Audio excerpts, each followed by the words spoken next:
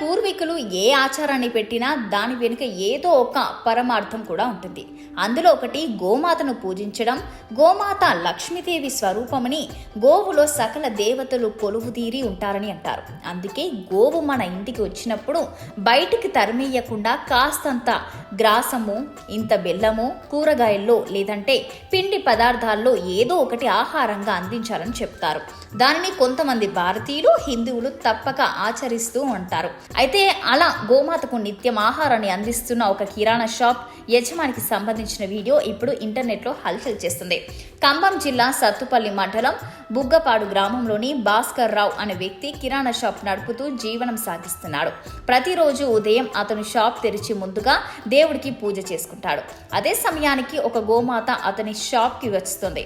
మొదట్లో ఆ గోవు వచ్చినప్పుడు బెల్లం పిండి పదార్థం లేదంటే పప్పులు వంటివి పెట్టడం చేస్తారు భాస్కర్ రావు.